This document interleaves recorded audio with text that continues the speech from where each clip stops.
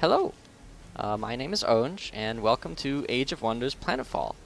I'm doing something a little different. I've never really recorded videos before, but I love this game. This is a great game. I played a bunch of Age of Wonders 3, and this game is easily as good and better in many, many ways than Age of Wonders 3. So I wanted to make something because there's a lot of videos out there of people that it's their first experience with the game, or they don't, they only play single player. They take it very casually. They don't really optimize too much. Whereas I've played quite a bit of multiplayer of this game, so I have an idea of some of the kind of tips and tricks for someone that's a little more of an advanced player. Maybe you've got 20 or 30 hours in the game. You played the previous game, so you know the basics, right? You know how the units move. You know relative combat. You know the tactical side a little bit. But what you might struggle with is you want to be competitive, and what are you looking for from a competitive standpoint to do when you first start a game? The first 5 or 10 turns are super important. You can lose a game in your first 5 turns if you don't know what you're doing. And just, avoid being embarrassed, but hopefully just get a little better. For my background, I typically play 1v1, simultaneous turns. I don't really do play by email or larger, longer games, but the basics of what I talk about should apply in any case, even single player. Doesn't have to be multiplayer, so maybe you just want to get a little better. That being said, we are now turn 1, starting out Amazon Void Tech. And I'll talk a little bit about why that might be a good choice, or why I would have chosen this in a previous game. Turn 2 once I can show research, but for now it's turn 1, and turn 1 in a scenario always starts with the same few things. You might have a buff that changes a little bit, but for the most part you're always going to have a 6 stack and a scout. And of note, one of your units in your 6 stack is a scout, and we'll get to that in a second. But so you're looking at this, and obviously everyone, even total newbies, kind of realize, hey, this is a flying unit. Maybe this is what goes to look for things. What a lot of people miss is that you have 2 scouts, and that you can take this one out of your stack and look for other things. And the other thing that people don't maybe know right away when you're first playing Planetfall is you have a couple really important other decisions as well. First off is what your build order is, and second, how you're going to treat your NPC faction that you start next to. So let's start with build order, because that's the easiest. In general, for your capital, you will be building units from your capital for most of the game. It's going to be your biggest and best city, almost guaranteed. In the games I play, usually we're done by turn 60 or 70. So even if you find a really choice city location, it won't develop in time. It doesn't matter. So your capital city is always your main production city. So it's a pretty slam dunk to go production first. There are caveats to that, obviously, depending on races or stuff. But if you just always go production, you're not going to be too long. That's totally fine, and hopefully intuitive for most people. Your second or third production is where things get a little different, and you can actually go a lot of different ways. There's really 2 things you want to be doing super early on with your production order. One is you want to get another scout out, and we'll talk about scouting in a second. And 2, you want to have a 6th unit in the stack, because as I mentioned before, this guy is another scout, and he's going to be going out to scout. So you're going to want at least 1 more scout, and you're probably going to want 1 real unit. But some races won't want it to be their core unit. Some races and some builds for your secret tech, you might want to get a skirmisher or a specialist first and delay that by just a couple turns. In this particular case, and I guess as the default case, usually after you get your first production boost up, you really want a 6 stack, because you want to be able to clear with these guys without losing units, and the stronger they are, the more units they have, the less likely it is they're going to lose a unit. So you need that pretty quick. So as a general default, production, then a 6 unit, then probably a strike, or a scout rather. And from there, it gets a little more questionable. It depends on what other pickups you've got. We might even start popping out a colonizer after that. Otherwise, you might build one of these advanced production buildings and start working towards your actual units that will start killing things for later in the game. But this looks fine to start with for the first turn. The second thing now that we'll look at is scouting. And I want to digress just for a second to talk about the importance of scouting. It matters in single player, but honestly in single player you can get away with not scouting all that much because you can, and play by email to a lesser extent, but the advantage of those game modes is you never have to auto, and you can always manual, and you get to play against the AI, and the AI is fine, but it makes stupid decisions sometimes. In a multiplayer setting, you can't cheat that way, and you really need to know what your enemy has, where it is, what he can bring. And you want to know where the threat is as soon as possible. A secondary objective is you want to get all these free pickups scattered around the map. You know, with 2 or 3 scouts, well, let's say with 3 or 4 scouts out, you're probably picking up at least 1 stash a turn for the first 20 turns.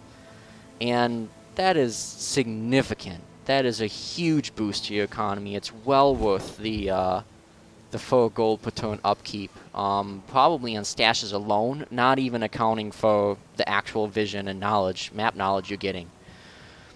So, in multiplayer, and to a lesser extent, even single player, I would say, at the higher levels, you want a minimum of 3 scouts out at all times. You probably want more like 5 out at all times. And in the first few turns, probably even the first 15 to 20 turns, all you're going to be doing is making the black go away. But once you start hitting turn 15 or 20, you know, you'll have found a couple cities, and hopefully you'll have found the enemy's starting 6 hero stack, and maybe the secondary stack if they have one. You're just going to shade them. You're going to take a scout, you're going to place it just outside of movement range, and you're just going to follow and see where they go as best you can. Again, some of that's easier to do with simultaneous turns. It's probably a little harder when it's turn by turn because they can knock out your scouts. But there is the advantage there of, in Planetfall, as opposed to Age of Wonders 3, you do get these unidentified forces markers, so you don't need to be right up on them in order to know where they are.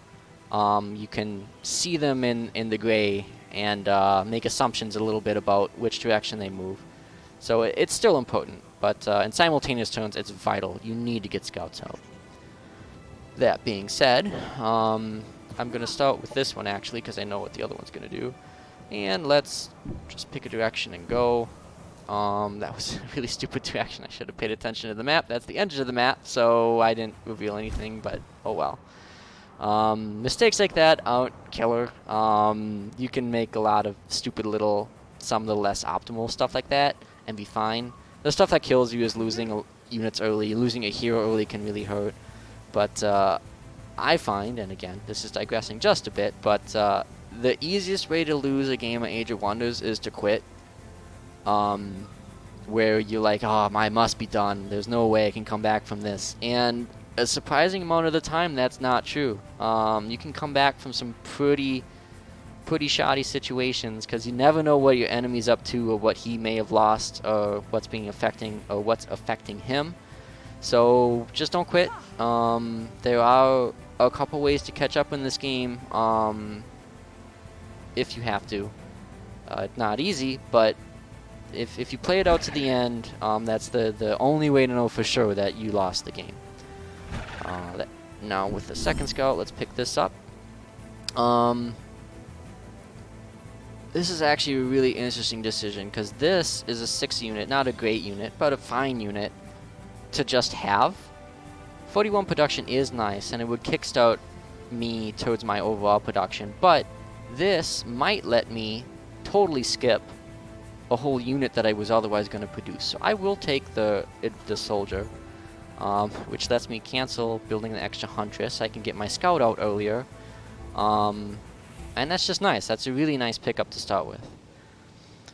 Now, I said there were 3 decisions to make, right? There was production, there is scouting, which I'm not totally done with, but we'll get to that in a second. And then there is NPC faction. And this is a new decision for Planetfall that wasn't there in Age of Wonders 3.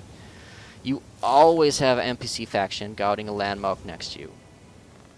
And most people are actually, they tend to want to play the game the first time the quote-unquote nice way. You know, make friends, total up a little bit. It actually turns out that that attacking your NPC faction is a viable decision. I don't know if it's 100% balanced with playing nice with them, but it isn't a trivial choice. You may want to attack these guys, and a lot of it depends on if you know enough about them and what they provide you, if it's going to fit with your build. Another thing that matters is what landmark are they guarding. I will be growing my capital in 3 turns, and I can actually advance it if I want, and I think I will. We can talk about that probably turn 2, but I will be growing, and it'd be really nice to have a landmark to immediately expand into. Looking around at my other surrounding stuff, I would be able to get almost okay alternative. I can get a little production here, a little food here, but that doesn't compare to being able to get 20 production from my very first sector expansion, and the ability to build a reinforcement factory, which gives +1 armor to all my units, and your capital will be producing most of, and in some cases all of, your units for the whole game. 1 armor translates to between 5 and 10% reduced damage. That's really nice. And the earlier I can get that, the better, because then I can put that on everything I produce, instead of having to wait for either a colonizer and then my second city to get big enough to expand into, or for this city to get to size 8. It's often the best decision to attack these guys. That being said, the growth has a natural synergy with Amazons. They're plants. Amazons have some natural plant synergy. Growth also has bio stuff and a little bit of, I think, size stuff, which is fine to splash. But I'm Amazon Void Tech, and I haven't been able to show it yet, but my plan with these guys is to focus on the Void Tech Tier 2 unit as my main army guy and my main killer. So, the production is way more useful than the mods I might get from the growth, probably. So I think what I will do is actually declare on these guys. I won't attack them, but I'll declare on them, and then I'll just go on about my way. Oh, well, I will attack them, and I'll bring this in. Now, normally, okay, so let me digress again to where this is another big difference from the way most of the games I play, simultaneous turns, as opposed to a play-by-emo single player. In single player, you can always auto this. In simultaneous turns, it depends on your game setting. Oh, not auto. You can always manual this. Let me back up. You can always manual this and fight this and ensure you don't lose units. In simultaneous turns, deciding whether or not to manual or auto a combat depends on your game settings. The way I tend to play a lot of games, if you manual, you only can do that with the card system a few times, 3 times every 10 turns with some regen. Plus, you might show everyone else who you're playing, which you probably don't want to show turn 1. So it's low risk, but this is close enough I might lose a unit. That being said, I'm just going to risk it. And I did lose a unit, which, again, hurts. It's not game ending, but it's painful. It still is probably worth it, because I'll be able to expand into here, and the 20 production ends up being a new unit in 2 or 3 turns anyways. Alright, now, this is another significant decision. And let's talk a little bit about the value of resources. In the early game, production matters a ton. By the mid game, pretty much nothing matters except energy. Cosmite's a distant second, and research is a very distant third. And the reason for that is energy is required both to build and upkeep units. Units are what wins you games. Cosmite lets you upgrade units. Upgrades are what makes units go from okay to game-breaking. And research lets you get new toys that for mods and new units potentially. So in turn 1, the very early game, I have a decision of, do I want 180 production plus a mod, or do I want 280 gold? By turn 5, I would say at least by turn 5, the answer is always gold. 90% of the time, maybe even more than that, whatever's up here is a trap. Take the gold. Just the gold, 280 gold is a tier 1 unit and it's upkeep for 20 turns. Or a tier 2 unit, it's upkeep for slightly less. Whereas a mod, you're going to get access to mods. You don't need the mods they give you. Some of them are fine. Like, this is a really nice mod. But I don't... Like, this isn't going to win me as much. Or this isn't as likely to win me the game as much as having 1 or 2 more units earlier in the game. Or being able to pay for my army at a deficit for a little bit longer. Or being able to have an operation because I have 200 more gold than I would have otherwise, and use that operation to kill a unit later on. This is really the only situation here where 180 production just really kickstarts me. Drone deployment module makes up for it. Gives me a free unit every fight, which makes up for the unit I lost. I will take this, but in most cases, take the gold. And I would say, from a multiplayer perspective, if you default to always just hitting this and not even looking at what's up here, you're probably doing better than if you always hit the take reward button. I won't even say you're definitely doing better. Just pretend this doesn't exist, take this, until you actually start understanding what mods might win you the game if you own them. There aren't that many. Or when you really need that little bit of food or production. So I will take this reward, like I said. I will mainly put the mod on my hero. That production means that I immediately built that production booster. I'm looking towards a strike. And this, again, it's still turn 1, mind you. We haven't got very far in the past 15 minutes. But just from those first couple turns, I've made really significant decisions. And the next significant decision I'm going to have is, do I want to get my 6th unit right away? Or do I want to start getting better units? And it's early enough and that mod is good enough. I'm going to go for Skirmisher Barracks. I will need this for my actual Void Tech good unit that I want later on. In the meantime, it gives me Lancers. Lancers are very good for Amazons. I will want Biomancers.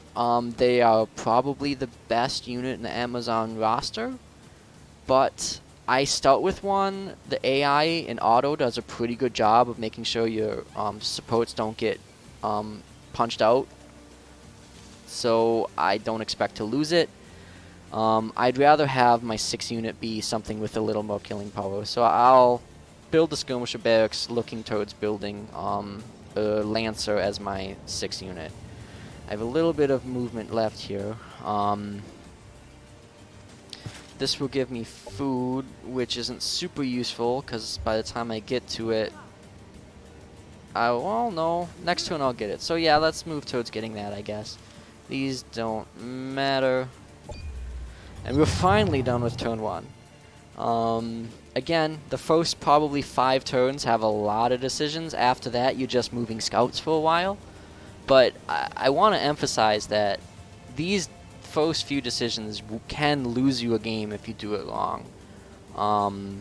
And even something as simple as whether or not to attack your first NPC is significant, because if it's the wrong one, if they have good units and I lost 2 or 3 units, that cripples my expansion. So it's a little risky, but these are things to think about for a multiplayer game. Again, single player, it's a lot easier to control stuff like this, and attacking this is less of a risky decision. and probably often the better one. I'm just gonna fly these scouts out and not worry too much about what they're doing. This is a minor optimization thing, so I already have this third scout. This scout's gonna kind of loop around in this direction, but I have this guy, so he can go over and down, and I can just send this guy out to maybe look for my opponent, which means this scout should head in this direction and clear some of this out. Probably do a little loop out this way, but I'm going to want him to definitely look in here towards the way that my stack is going, and I miscalculated. This will expand, so that food's not useful, but I don't have any other really great targets in the meantime anyways, so it's not a huge loss. Fly this scout out. Again, if you actually play by email, if you're not doing simultaneous turns, if you have as much time in the world, you can do way better optimization of how to scout, move tile by tile. I'm usually playing time turns. Usually I need to have everything done within 3 minutes, 4 minutes. So scouting is more a case of just start getting vision and not get too fired up about the rest of it. Okay, so this turn has turn 2. You might have some expansion decisions. Scouting is kind of auto itself once you start, look for things to pick up, go pick them up. The real decision of turn 2 is your research is popped. And you have decisions on both the military and society level. And let's talk about society first, because it's a little less dependent on your build and what you're trying to accomplish. For society, you start with 4 options, and 3 of them are actually all legitimate to take. You almost never want surveillance. I can't really think of a time that you would ever start turn 1 area surveillance. Really, operations, you only ever get surveillance because you think you need operations or operational effectiveness to get a little more tactical points. Usually, that's something you don't need to turn 15, turn 20, once you might actually start fighting opponents. For now, what I'm looking at is I need something that boosts my expansion, or in some cases, something that boosts some other resources. And any of these 3, not all of them are good for everybody, not all of them are good for every start, but they all can be good. In my case, I don't have any water next to me, so aquatic deployment is obviously not great. Like, I just don't need it. So my only decision in this case is, do I think that I want to get a doctrine up early? Or do I want to start thinking about colonizers really early? And this really depends on your race. Some races have doctrines that are so good you can't pass them. Assembly is one, an obvious one. Amazons are actually pretty good. It's a little sector dependent where you're scouting, but they're fine. 10% production. Again, I actually happen to have a scout where the production's not super useful. I have an early landmark that's giving me production. I got that huge production boost, so my production central building is off really early. It's 2 turns ahead of when it's supposed to be. 10 food is fine, but really the only food you want is you want to rush to get to your first foe colonists. After that, you don't need to be super fast, at least not for Amazons. Kyuk are all a bit different. So these aren't bad doctrines, they're fine. But I don't think I need them, so I'm going to go for a colonizer. My expansion is so quick here, or my production is so quick that in 4 turns, I will have skirmishers up. I might have finished my Lancer, and it might time out just perfectly that I can start building colonizer the turn I get that research. So we're going to go towards colonizer. Now let's talk about the really interesting decision. And this is a little bit of this you should have done before you began your competitive game. Because your military tech, this is how you're going to win the game. Society helps you win the game. Military is what wins you the game, because this is where you get better units. This is where you get better mods. This is how you build your strategy. Or if things aren't going quite as great, this is how you can react to your opponent's strategy and maybe find a way to counter it. So I am Amazon Void Tech, and what am I aiming to do with Amazon Void Tech? And the answer for that is this guy, the Amazon Echo Walker. So let's right click on that, and let's talk a little bit about unit cards. I don't care how good you are at this game, you're not going to memorize every single unit that's possible. I mean, look at this. This is hundreds of different combinations. Things are all just vastly different. You need to be able to look at a unit card in multiplayer and quickly determine, what's good about this unit, what's bad about this unit, what are its strengths, what are its weaknesses, and Triumph is great about it. They give you all these nice little flags. You can easily look at something and get an idea of what it's at. Once you've played the game, again, I'm assuming you're not a total noob. There's obviously archetypes. The Amazon Echo Walker is a cavalry archetype, so it's primarily melee. In fact, it's solely melee. It's got extra movement. It's got 40 movement instead of the default 32. It's a flanker, so it wants to get around the flanks. Go around the edges of the enemy line, get in the back, get behind units, and just wreck them. It also has the typical Echo Walker toys, right? It's got Quantum Echo, and it's got Defense Mode Evasion,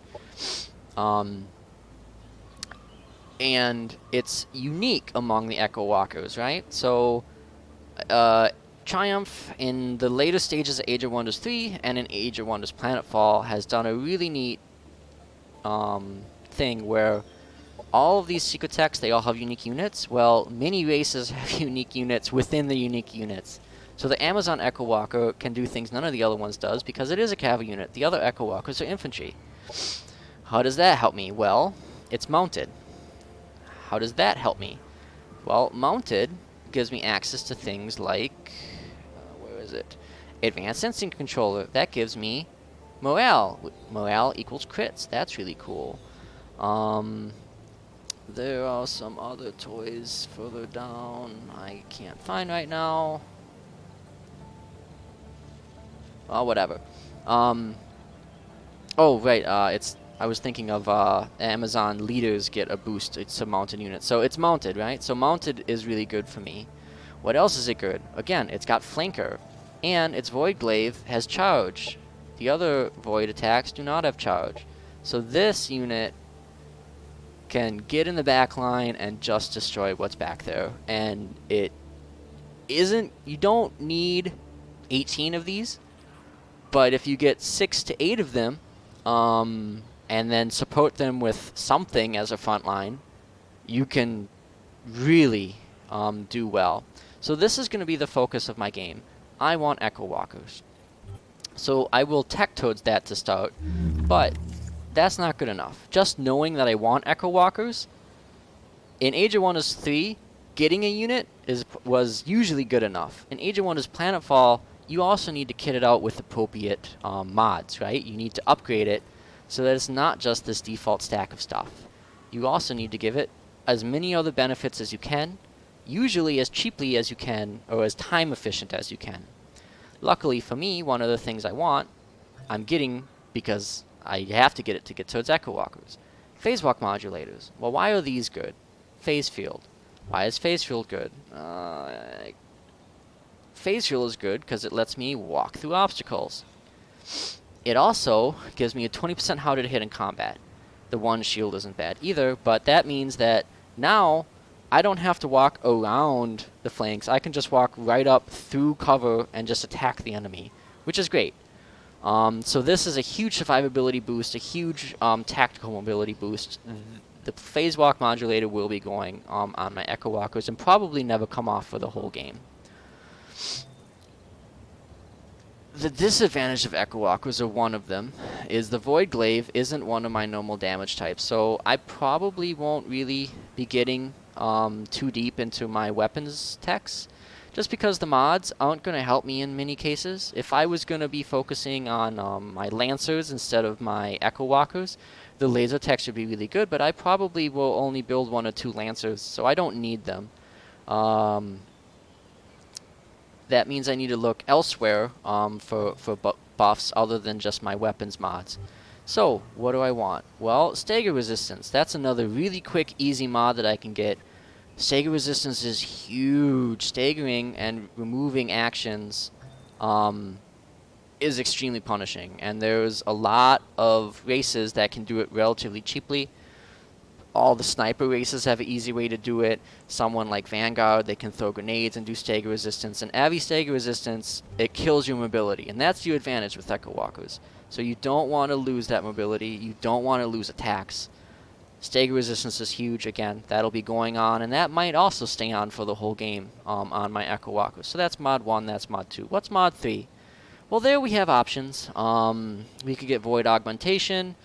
That would be kind of a more offensive option, which, as I said, my weapons mods, they don't apply, so this might be the only real way to give an early damage boost.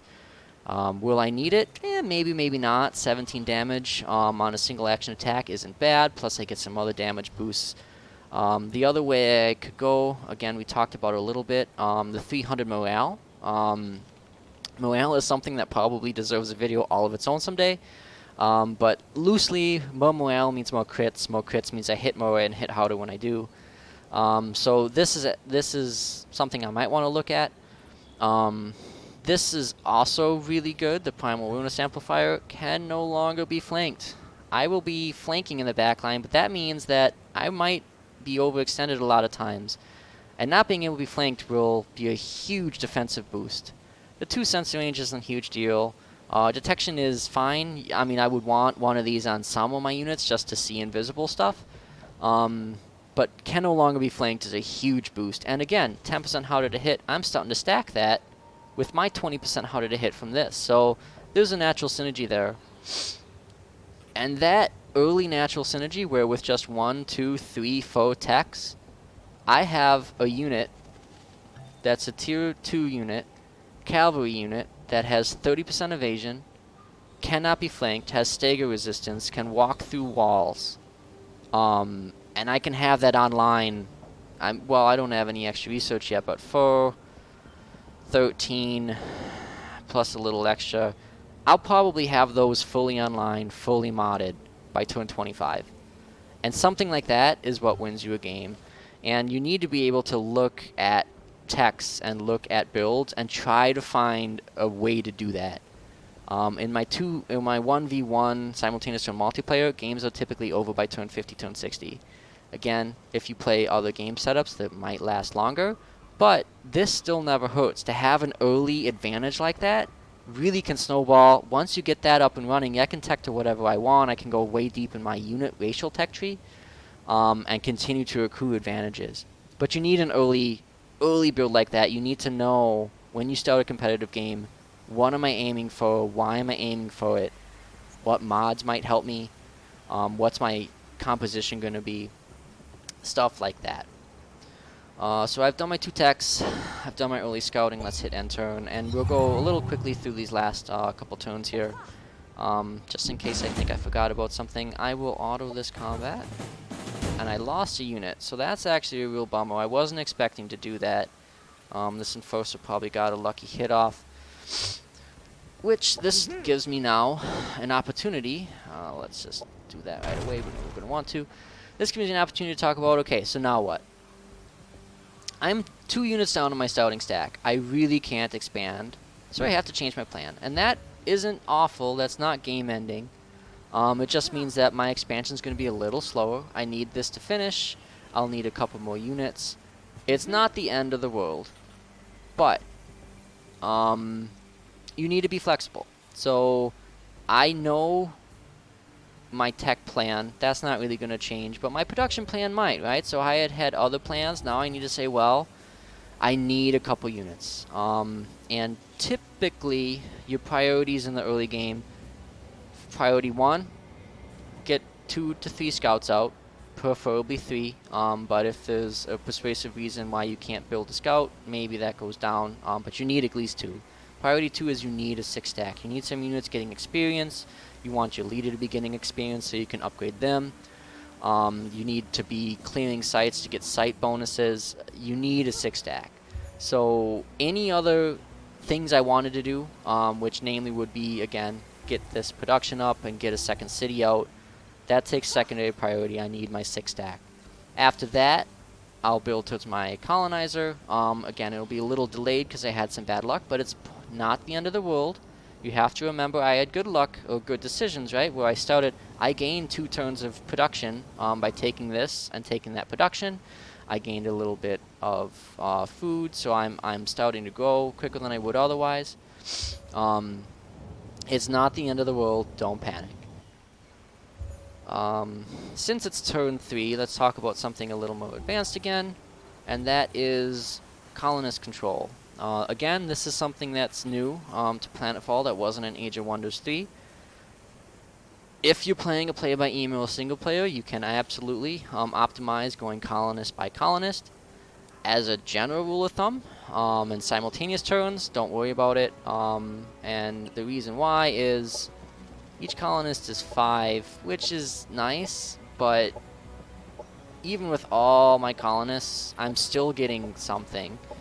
And your goal in simultaneous turns is do things quickly without having to think too much, or without having to overthink. You need to make decisions, but you need to make decisions quickly. So typically, I only ever keep it in auto and flip these guys around. I have now grown to size 4 because I got that pickup. I did waste some food. If I had been thinking about it, I would have kept this low. But I don't need this now. And actually, I'm going to go to size 6. I can afford to wait a little in size 8. I will probably have popped out a colonist before I would have got there anyways. So let's just not get too fired about it. Let's just dump food entirely for now.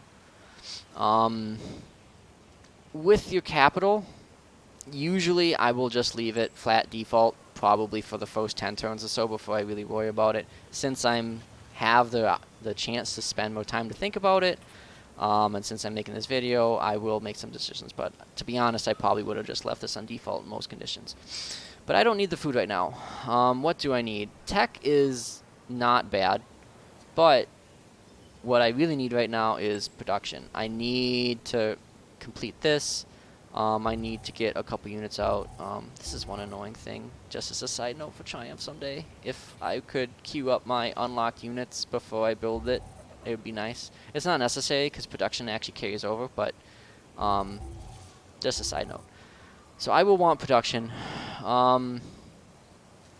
Energy is always good to have. I would rather have energy, even at this early stage in the game.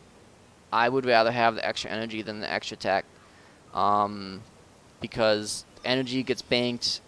Almost everything you do in this game takes energy, and the earlier you get it, the more flexible you can afford to be with it. So this one guy in energy is totally fine. I won't optimize it because I lose some on production, but I'll leave the 1 on it, and I'll be fine then. If this next guy goes to tech, that's fine. Like I said, in normal situations, I probably would have let it just be flat across the board. Again, oh, I forgot to pick that up. Whoops, playing sloppy.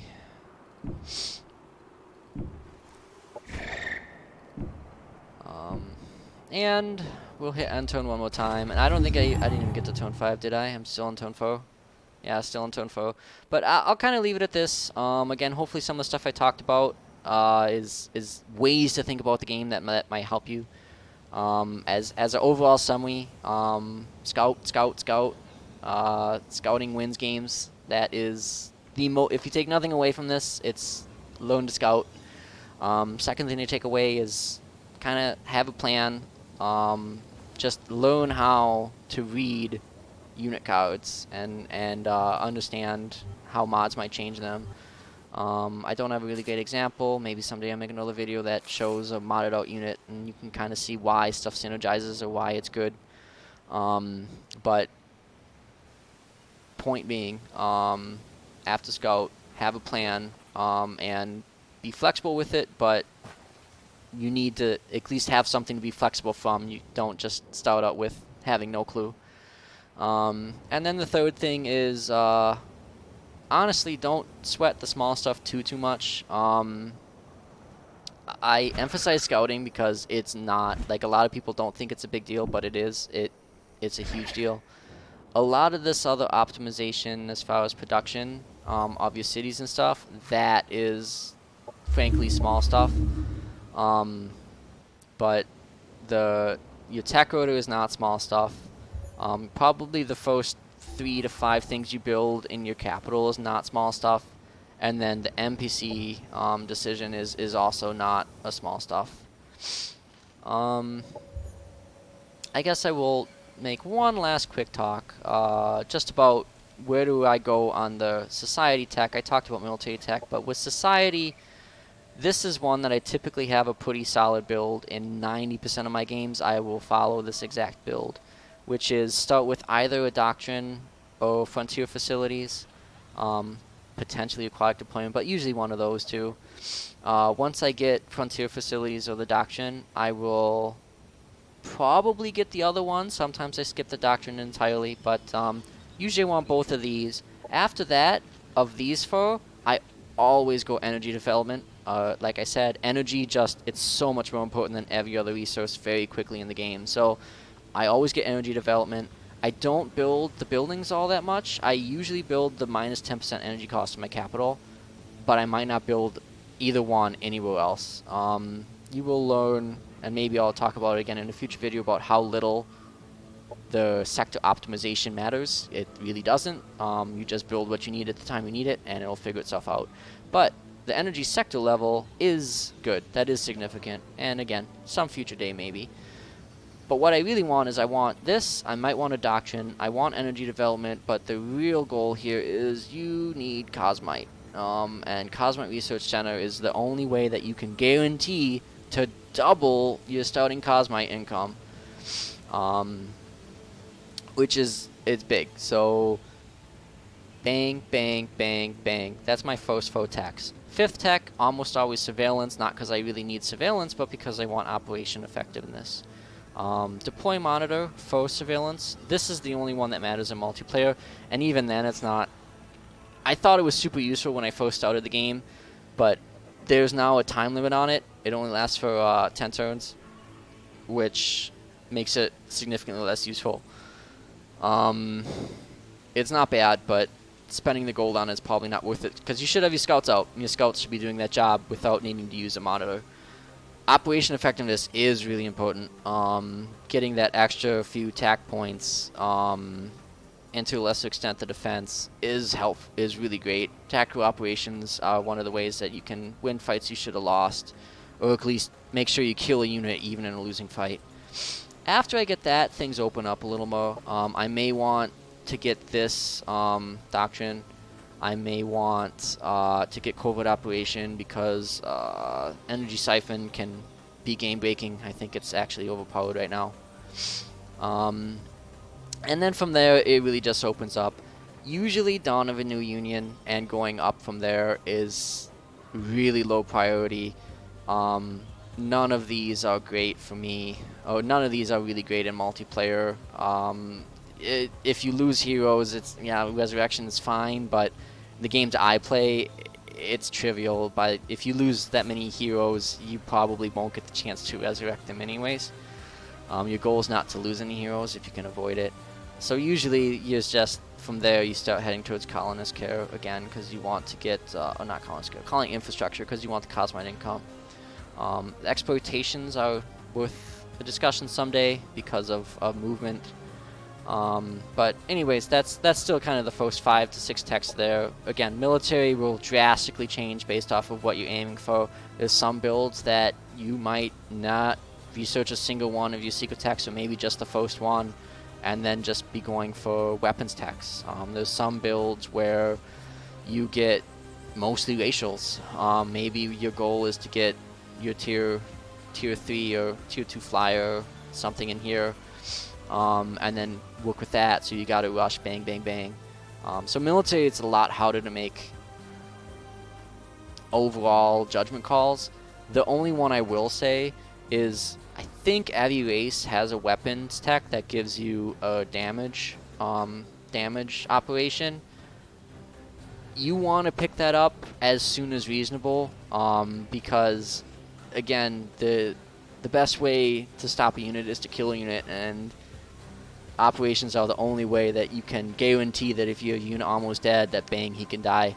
And that's almost always the best thing you can do with an operation, is just seal the deal on a unit that's almost dead, that's really threatening.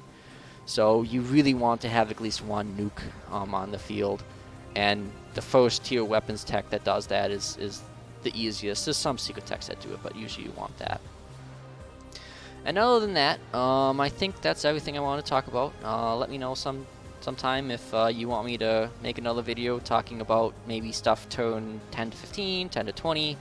Talk a little more about some builds maybe. Talk a little more about techs. Talk a little more about advanced unit mods and why. Again, just let me know if you think anything of that sounds interesting. And have a good one. Enjoy Planetfall.